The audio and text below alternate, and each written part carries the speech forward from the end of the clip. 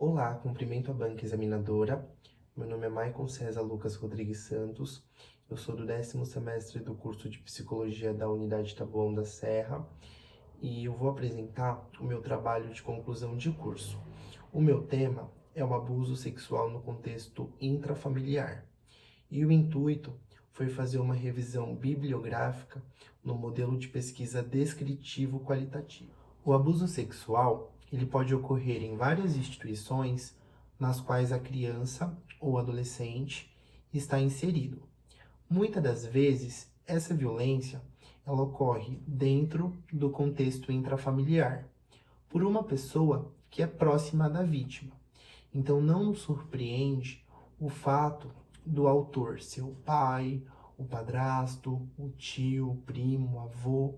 Então quem comete os abusos faz parte do ciclo familiar ou do ciclo social da vítima. E se a gente parar para pensar, essas pessoas, elas deveriam estar exercendo outro papel na vida daquela criança, daquele adolescente, porque muitas das vezes são pessoas provedoras dentro daquele lar. A legislação brasileira, ela determina que até 14 anos é considerado estupro de vulnerável e após 14 anos é considerado estupro. Então, quando a gente fala de estupro, nós estamos falando de uma forma de violência. Então, vai ocorrer o ato e esse ato ele não vai ser consentido pela vítima, tá?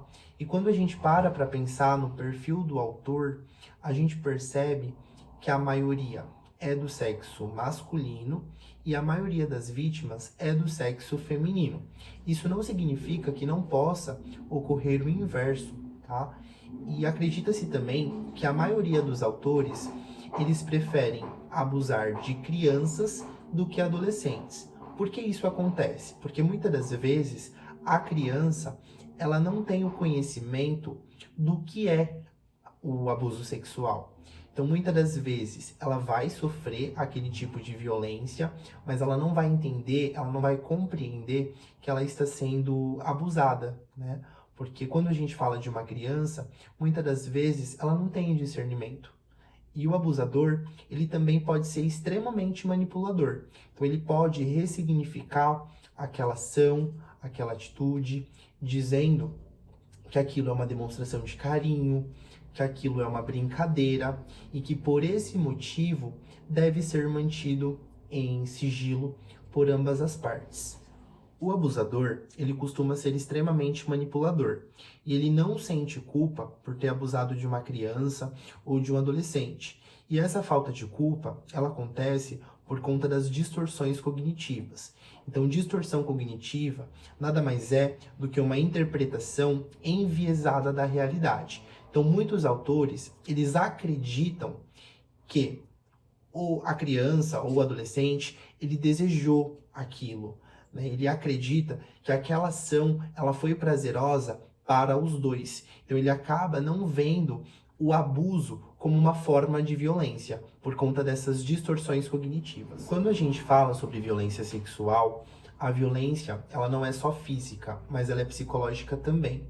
Então, a maioria dos abusadores, eles preferem as crianças pela falta de conhecimento, pela falta de discernimento, mas eles esquecem que essas crianças, elas vão crescer e elas vão compreender que elas foram abusadas, né? E muitas das vezes, quando elas entendem o que de fato está acontecendo, elas acabam sendo oprimidas, né? Então elas começam a ser ameaçadas e o abusador, ele começa a manipular não só a vítima, mas aquela situação. Então ele diz que os abusos foram consentidos, que ela foi responsável, né, por aquela relação. Ele coloca na cabeça dela que aquilo deve ser mantido em sigilo, que se ela contar para alguém, ela vai estragar a família dela, né? E muitas das vezes ela até tem um vínculo com esse abusador, né? Porque às vezes é o pai, é o padrasto, é o tio, é o primo. Então, o abusador, ele costuma ser extremamente manipulador. E aí, quando ele manipula essa vítima, ele reforça mais a ideia de que aquilo deve ser mantido em sigilo. Então é por isso que muitas das vezes as vítimas, elas não denunciam, porque elas sentem culpa, elas sentem remorso, elas sentem medo, né? Então elas ficam totalmente desconfortáveis naquela situação de poder, né? Porque o abusador ele acaba ficando no controle, não só da vítima, mas da situação. O abuso sexual, ele pode ocorrer de duas formas, com ou sem penetração. Então, quando a gente fala de um abuso sem penetração, essa violência ela é caracterizada por toques no corpo, exibição de partes íntimas e assédio sexual.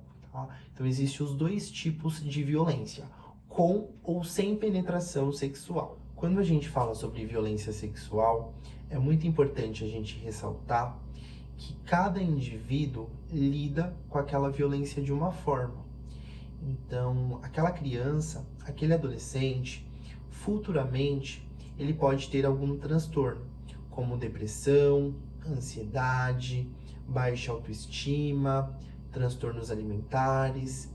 Ele pode ter também masturbação compulsiva, pode rejeitar o próprio corpo, tem a questão do retraimento social e o déficit em habilidades sociais. Ele pode até ter problema com a identidade sexual. Então, o abuso que ele sofreu na infância ou na adolescência vai trazer algumas consequências a curto, médio ou longo prazo. Quando a gente fala sobre abuso sexual, o atendimento ele é prestado por uma equipe multidisciplinar. Então essa equipe ela vai avaliar o abuso como um problema legal e terapêutico. Então eles vão avaliar as extensões daquele abuso. Então esse abuso ele não causou só consequências físicas, ele pode causar consequências psicológicas, consequências sociais. Então por esse motivo, esse indivíduo ele vai passar por um acompanhamento. Né? Então vai ter sim o cuidado físico, né, que é aquele cuidado imediato, mas ele vai passar por um acompanhamento. E aí quando a gente fala de cuidado físico, esse indivíduo ele vai ser acolhido, né? Então existe o uso de anticoncepcional para prevenir gravidez, existe o uso também do PEP, que é uma profilaxia pós-exposição, né? Então, o indivíduo ele toma essa medicação para prevenir IST, que são infecções sexualmente transmissíveis, né? Então, o cuidado dessa equipe multidisciplinar, ele não é só físico, ele vai ser psicológico, ele vai ser social. Então, por esse motivo, existe o acompanhamento da equipe multidisciplinar. Quando falamos sobre abuso sexual, é muito importante a atuação ela ser feita em conjunto. Então a gente conta, né, com alguns profissionais da área da saúde, mas também tem uma parcela por parte do Estado, por parte da família. Então todos precisam atuar em conjunto para combater essa violência. Então as atitudes elas são não só de promoção, mas de prevenção também. Então nós precisamos seguir o que está no Estatuto da Criança e do Adolescente. Então, em 1988, foi criado, né, o Estatuto da Criança e do Adolescente com o objetivo de defender esses indivíduos, principalmente se eles estavam em situação de risco, em situação de vulnerabilidade. Então, o Estatuto da Criança e do Adolescente passou a garantir alguns direitos, né, seja a saúde, a educação. Então, todos são responsáveis quando a gente fala de crianças e adolescentes.